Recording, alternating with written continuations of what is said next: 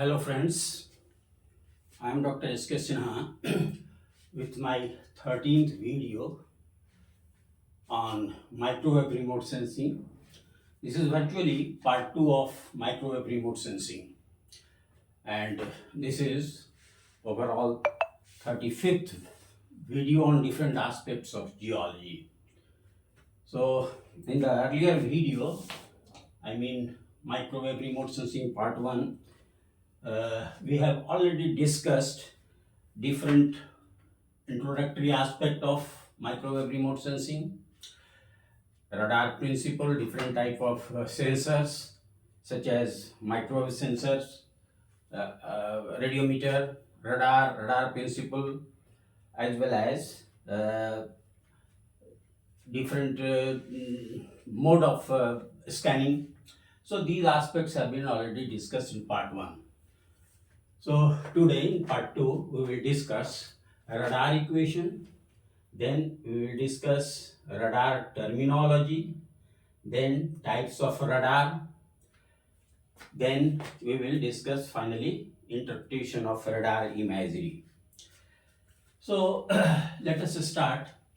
So radar equation relates the range of radar to the transmitter, receiver, antenna and target distance, and this is the most important or most popular radar equation, which is the power or intensity of returning signal, that is PR, to the receiving antenna is given by.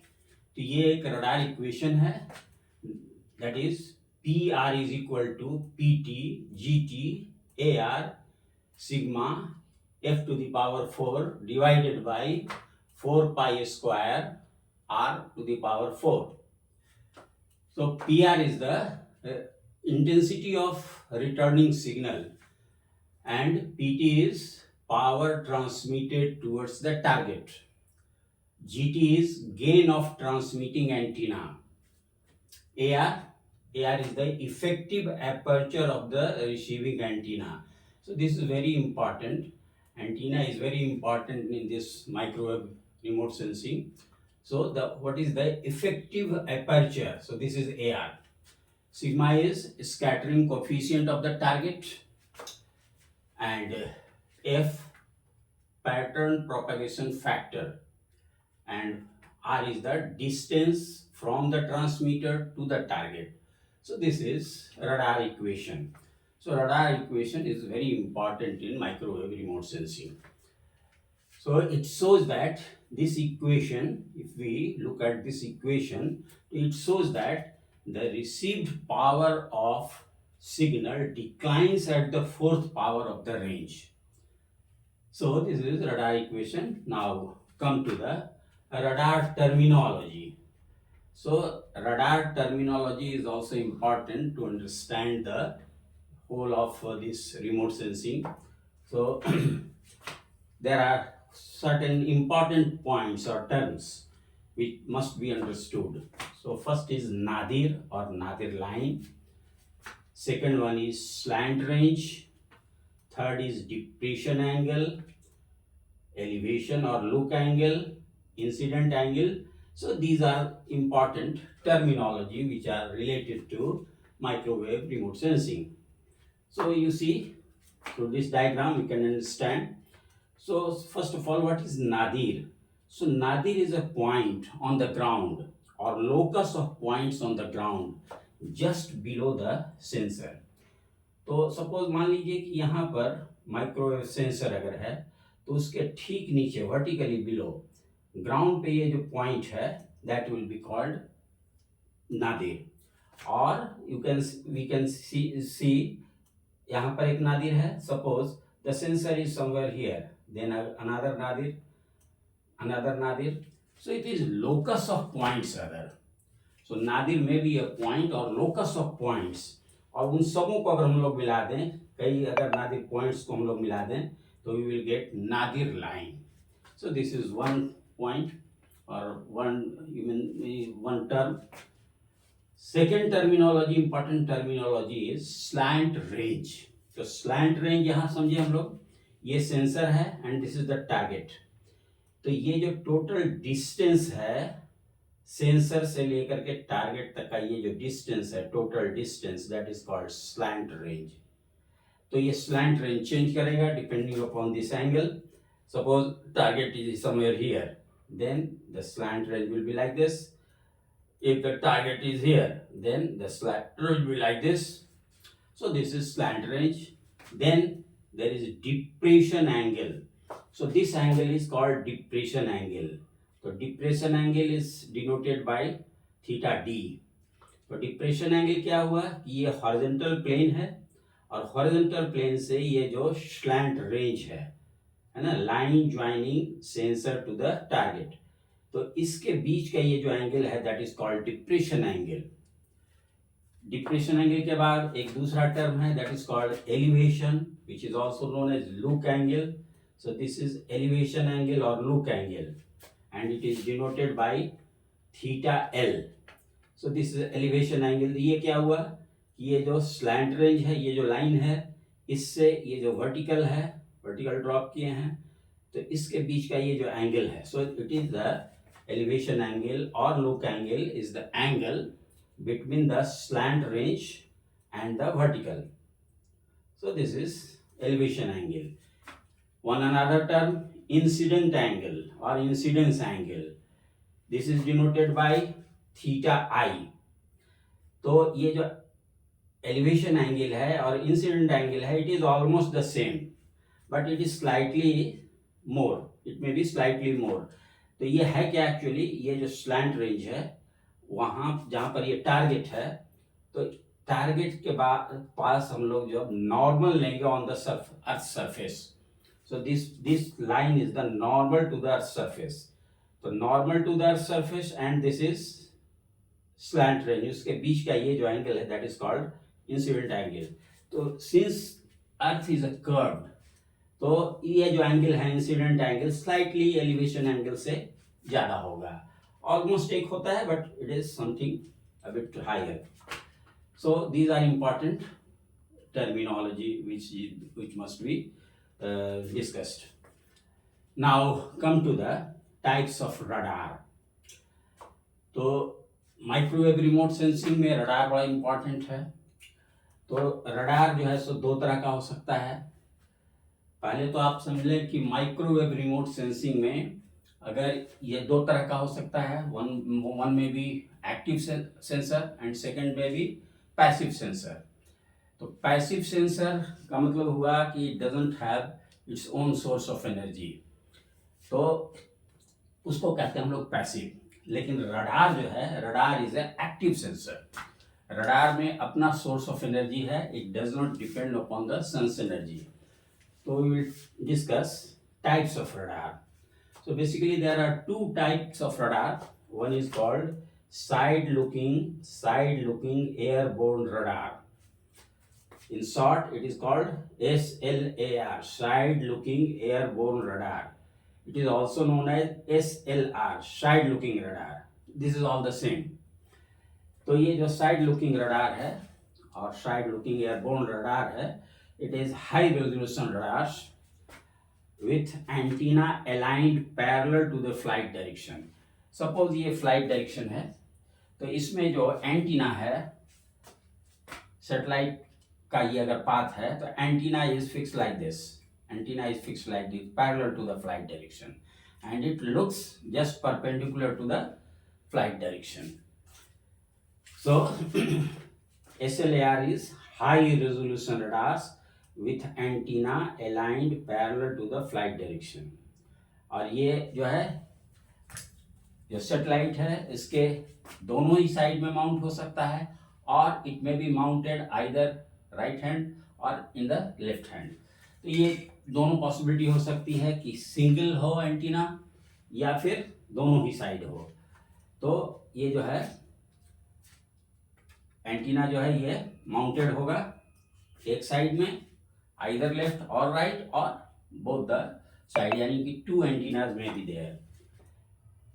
तो ये हो गया. इसके बाद ये जो SLAR है इसमें क्या है कि ये जो शॉर्ट माइक्रोवेव पल्स है A short microwave pulse is transmitted from the radar, which strikes a target, and the signal is returned to the aircraft.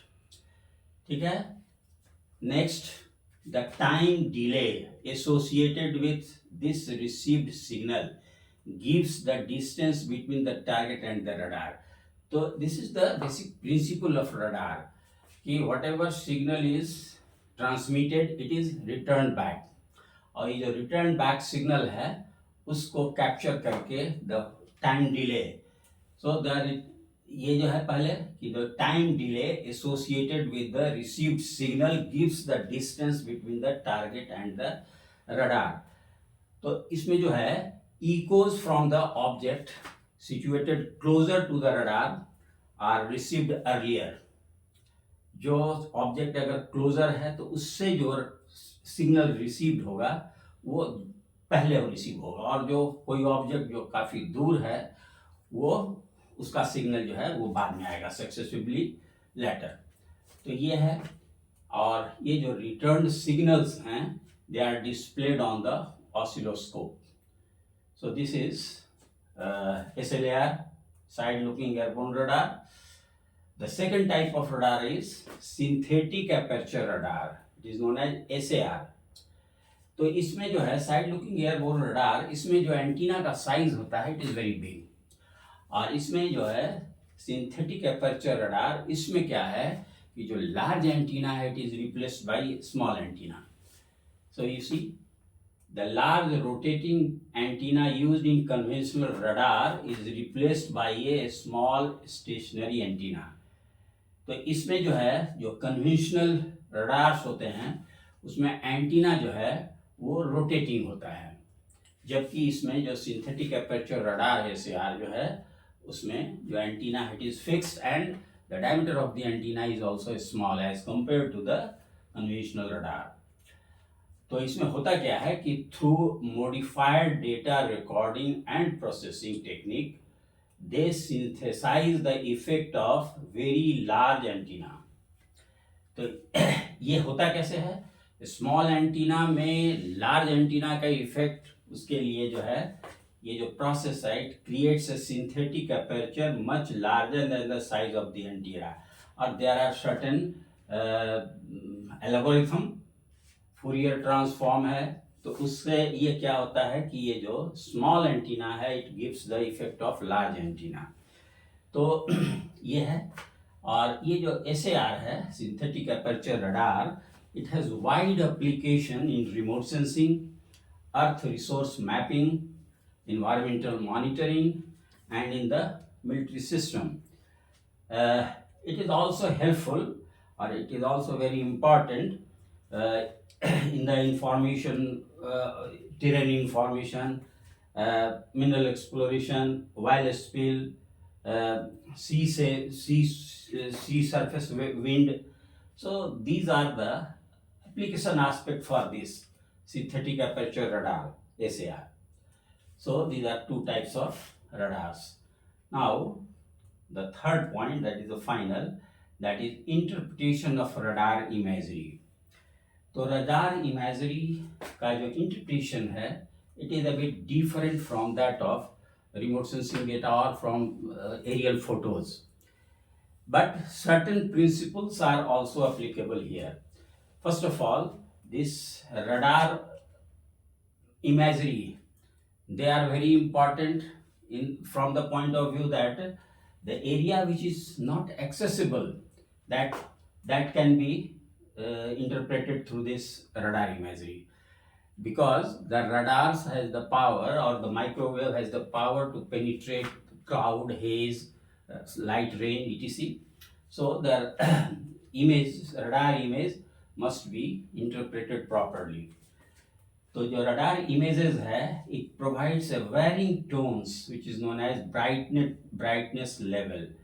So it is characterized by, radar images are characterized by varying tones which is known as brightness level, texture and shadow. अब ये जो tone है, ये tone which is known as brightness level, ये depend करता है किस चीज पर? जो बैक स्कैटर्ड एनर्जी है, बैक स्कैटर्ड जो सिग्नल है उसकी इंटेंसिटी पर डिपेंड करता है, which in turn varies with the surface roughness. तो सरफेस रफनेस क्या है उसके ऊपर डिपेंड करेगा जो बैक स्कैटर्ड सिग्नल है। इसके बाद सरफेस रफनेस के बाद जो डाई इलेक्ट्रिक प्रॉपर्टीज है टारगेट का उसके ऊपर डिपेंड करेगा, सरफेस के स्लोप के ऊपर डिपेंड करेगा। सरफेस का स्लोप क्या है, जैसे सरफेस का स्लोप अगर सपोज जो एंटीना है या कहें कि फ्लाइट डायरेक्शन में अगर है तो उसके अगर ऑलमोस्ट सेम डायरेक्शन है, यानी कि एंटीना को अगर ये डायरेक्शन ये फेस कर रहा है तो उसमें क्या होगा, लाइटर टोन होगा।